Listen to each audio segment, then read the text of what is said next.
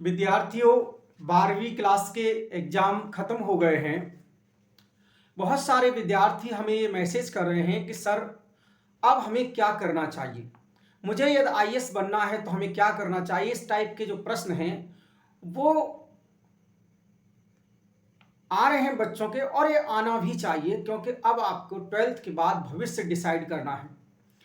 देखिए, आप यदि साइंस स्ट्रीम के विद्यार्थी हैं और आप सोच रहे हैं कि आपको मेडिकल फील्ड में नहीं जाना है, आपको इंजीनियरिंग नहीं करना है, तो अब आपके पास विकल्प क्या है। देखिए, जो भी बच्चा 12th पास हो गया है, क्या हो गया है, 12th पास जिसने कर लिया है, अब इसके पास विकल्प क्या है।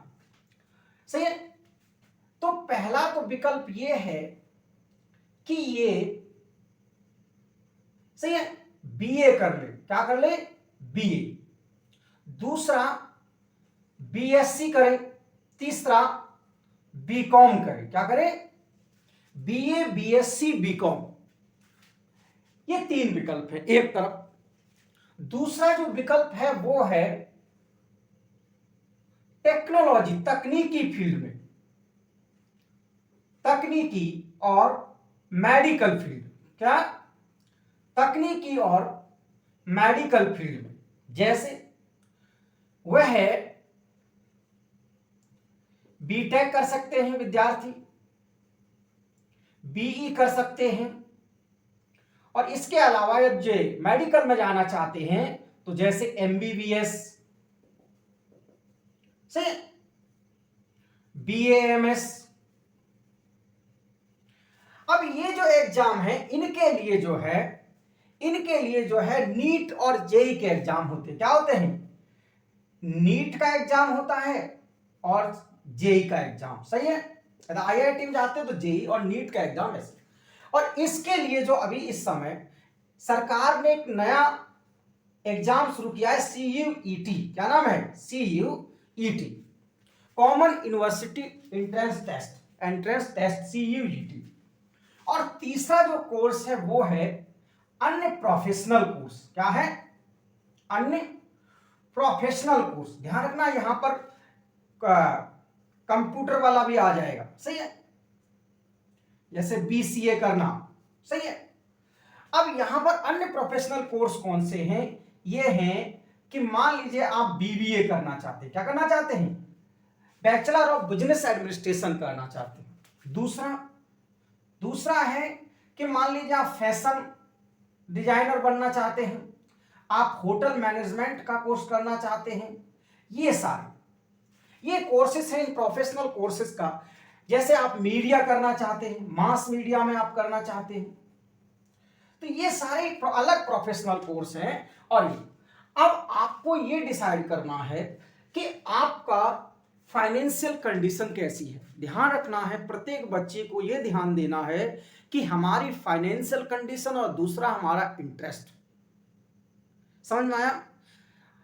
तो ये जो फील्ड है, ये फील्ड जो है वो पहले से ही ज्यादातर बच्चे आज के डिसाइड कर लेते हैं। जिनके माता पिता को अपने बच्चों को आईआईटी भेजना है या नीट करवाना है तो पहले से ही डिसाइड हो जाता है। तो ये जो बच्चे हैं ये जो आईएएस करना चाहते हैं तो इनके लिए रणनीति क्या है कि ये पहले अपना कोर्स पर फोकस करें। क्या करें, कोर्स पर फोकस करें। क्योंकि ये जो पढ़ाई है यहां पर जो है, यहां पर मानविकी विषय नहीं पढ़ाए जाते, यहां पर बहुत ही टेक्निकल विषय पढ़ाए जाते हैं। सही है। और इसीलिए यहां पर कोर्स पर क्या करना है, फोकस करना है। यदि फिर भी उसको लगता है कि नहीं हमें आईएएस की भी तैयारी करना है तो इसको क्या करना है, NCERT अभी से पढ़ना है। सही है। क्या करना है, NCERT साथ साथ धीरे धीरे पढ़ना है। और जब NCERT खत्म हो जाए तो एवरी सब्जेक्ट की क्या है, जब NCERT खत्म हो जाए तो प्रत्येक सब्जेक्ट की एक एक बुक खरीद के उसको पढ़ना है। ये नहीं देखना है वीडियो और ये सब नहीं करना है अभी। क्यों, जैसे ही यदि आप वीडियो देखेंगे और आपने कोई कोचिंग ज्वाइन कर ली तो फिर आप ट्रैप में फंस जाएंगे। परिणाम स्वरूप आप अपने कोर्स पर फोकस नहीं कर पाएंगे।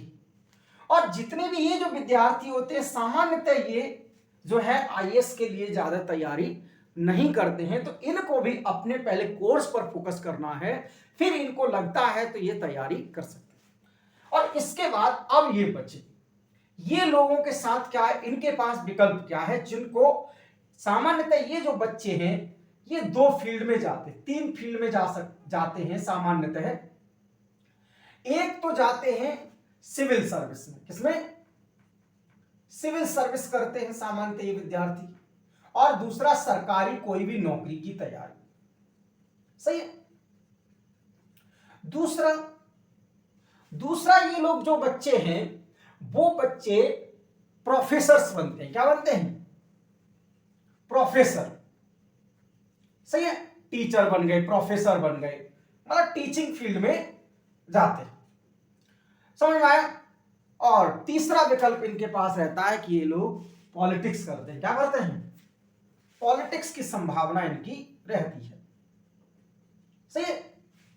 अर्थात इन तीनों में कॉमन आप देखो कि इन जो विद्यार्थी हैं इनको किसी भी हालात में जो है समाज को समझना ही पड़ेगा, क्या करना पड़ेगा, समाज। आप आईएएस बनना चाहते तो भी समाज को समझना पड़ेगा, यदि आप टीचर प्रोफेसर बनना चाहते तब भी आपको समाज को समझना पड़ेगा, और यदि आप पॉलिटिक्स करना चाहते हैं तब भी आपको समाज को क्या करना पड़ेगा, समझना पड़ेगा। अब इन विद्यार्थियों को अपना करियर अभी से डिसाइड करना है, इसके लिए इनको पहली चीज, सही है, इनके बारे में क्लियर हो गया। तो ये जो विद्यार्थी हैं इन विद्यार्थियों को अपने अंदर एक नेतृत्व क्षमता का विकास करना है, क्या करना है, नेतृत्व क्षमता का क्या करना है, विकास करना है, लीडरशिप, सही है, लीडरशिप डेवलप करनी है। देखो वो जो इंजीनियरिंग वाले हैं वो ऑटोमेटिकली बहुत सारे कोर्स के दौरान ही इतनी एक्टिविटीज करवाई जाती हैं कि बहुत सारी चीजें ऑटोमेटिकली वहां आ जाती हैं। नेतृत्व क्षमता विकास करना है इन लोगों को, तो इसके लिए इनके लिए पहली चीज है कि ये भारत और विश्व के बारे में जानना प्रारंभ करें, क्या करें, विश्व के बारे में जानना प्रारंभ करें। इसके लिए सबसे बेहतर तरीका है कि ये लोग एनसीईआरटी पढ़ें, क्या पढ़ें, एनसीईआरटी को अध्ययन करें, सही है।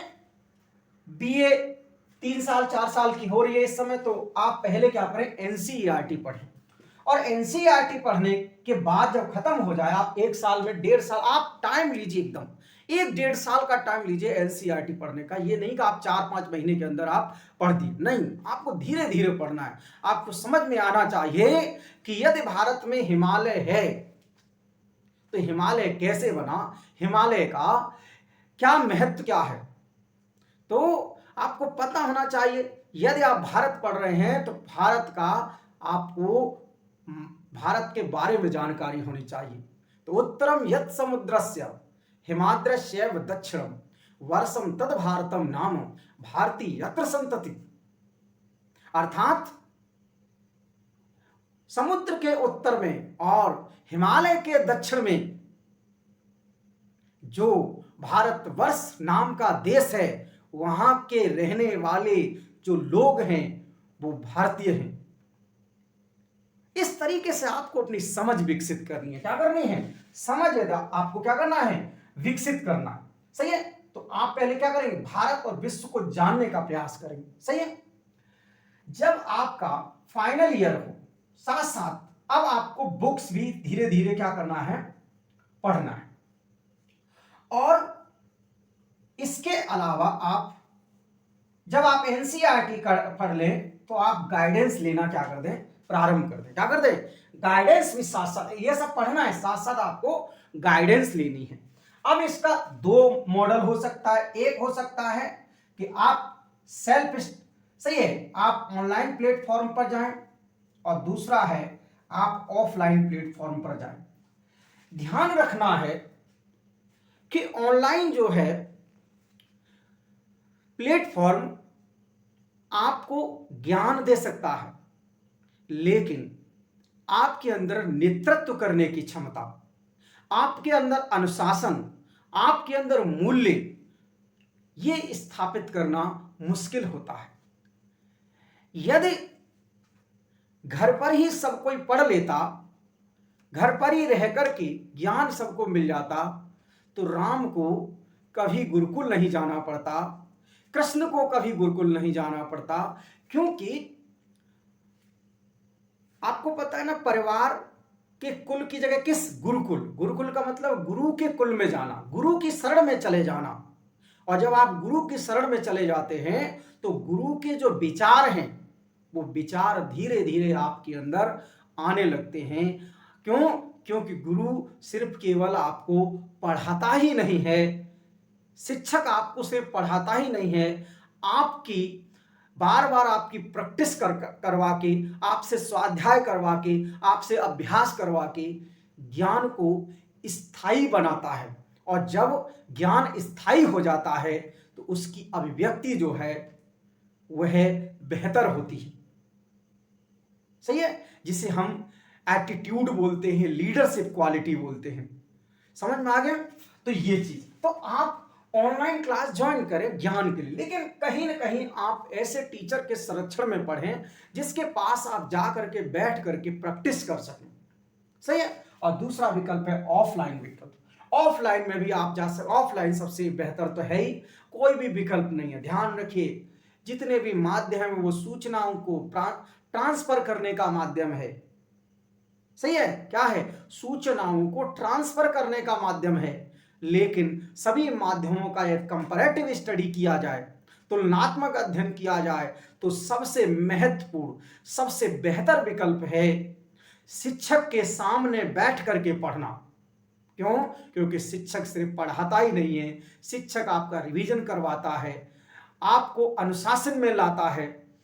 एक और चीज, जब आप घर से बाहर जाते हैं तो आप चारों तरफ आपका मस्तिष्क काम करता है, आप लोगों से इंटरेक्ट होते हैं, आपको बहुत सारा अनुशासन पता चलता है। क्यों? क्योंकि जब आप रोड पर चलोगे ही, जब आप रोड पर चलोगे ही नहीं तो रोड को पार कैसे किया जाता है, रोड पर किस साइड में चला जाता है, ये आपको पता ही नहीं चलेगा। तो इसीलिए आप, सही है, ऑनलाइन जो क्लासेस हैं उनको एक सपोर्ट के रूप में लीजिए। सही है, तो गाइडेंस लीजिए और ये काम आप लगातार 3 साल तक कीजिए। फाइनल ईयर में आए जब आप, तो आप एग्जाम अपने तैयारी कीजिए, जो ग्रेजुएशन कर रहे हैं उसकी तैयारी कीजिए, और साथ साथ 1 ईयर तक फिर दोबारा से पूरी तैयारी दोबारा से कीजिए, सब कुछ दोबारा से तैयार कीजिए। और फिर उसके बाद जब आपके 4 साल, इसका मतलब कंप्लीट हो गए, अब आप एग्जाम देंगे तो आप देखेंगे कि आपके सिलेक्शन होने की संभावना जो है वो बहुत ज्यादा बढ़ जाएगी। सही है। अब देखिए, बहुत सारे बच्चे हमसे ये कह रहे हैं कि हम कोर्स कौन सा ज्वाइन करें। ध्यान रखना कि जो विद्यार्थी साइंस स्ट्रीम के विद्यार्थी हैं, 12वीं क्लास जिन्होंने साइंस से की है, तो उनको सिविल सर्विस में क्या जानना है, मानविकी विषय जानना है। सही है। अब कौन से विषय जानना है? हिस्ट्री, इतिहास जानना है, भूगोल जानना है, इस टाइप के विषय, मानविकी विषय जानना है। सही है। अब 12th तक उन्होंने साइंस के जितने भी सब्जेक्ट थे वो जान लिए, अब उनका क्या काम है? वो मानविकी विषय जाने। अब मानविकी विषय में क्या है, वो सामान्यतः इन जर्नल जो सब्जेक्ट होते हैं उनको चूज करना चाहिए। जैसे मान लीजिए कोई बच्चा बीए कर रहा है तो उसको इतिहास ले लेना चाहिए, समाजशास्त्र ले लेना चाहिए, भूगोल ले लेना चाहिए, राजनीति विज्ञान ले लेना चाहिए। यदि उसका लिटरेचर में इंटरेस्ट है तो आप हिंदी लिटरेचर ले ले। सही है। तो इस टाइप के विषय जो है उसको चूज कर लेना चाहिए। क्यों? क्योंकि वो उसकी तैयारी के दौरान उसके लिए क्या रहेंगे, बहुत ही अच्छे रहेंगे। और सही है, अब जो बच्चे मान लीजिए कि बीए जो आर्ट स्ट्रीम से करे हैं, सही है, तो उनके लिए तो है ही, कोई दिक्कत ही नहीं, उनको तो आर्ट स्ट्रीम वाले सब्जेक्ट कोई दिक्कत ही नहीं है। समझ में आया? अब बीएससी, जो लोग भविष्य में सिविल सर्विस की तैयारी करने के साथ साथ ये देख रहे हैं कि हमें प्रोफेसर भी बनना है, तो वो बीएससी कर सकते हैं। सही है, बीएससी करें। साथ साथ जिनको सीए करना है भविष्य में, जो चार्टर्ड अकाउंटेंट, सही है, एक विकल्प अपने आप को जरूर रखना है, सीए कर ले। सीए करना है मान लीजिए बीकॉम करने के बाद, तो आप, और आपको सिविल सर्विस भी करना है तो आप बीकॉम भी कर लीजिए, और साथ साथ आप सिविल सर्विस की जो ये तैयारी है ये साथ में करते रहिए।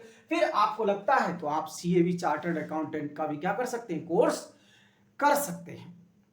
समझ में आया? चॉइस आपकी है, आपको डिसाइड करना है। सही है, तो मुझे उम्मीद है कि आपको समझ में आ गया होगा। इस टाइप के जो लेक्चर्स हैं हमारे होते रहेंगे, जिससे 12th वाले जो विद्यार्थी हैं, 12th पास वाले विद्यार्थी हैं, उनको एक विशेष मार्गदर्शन दिया जा सके। इससे पहले का जो क्लास था मेरा बहुत छोटा क्लास रहा था, लेकिन ये वाला लंबा क्लास रहा है। सही है, मुझे उम्मीद है आपके फिर भी कोई डाउट है तो आप मुझे कमेंट करके पूछ सकते हैं। चलो, धन्यवाद।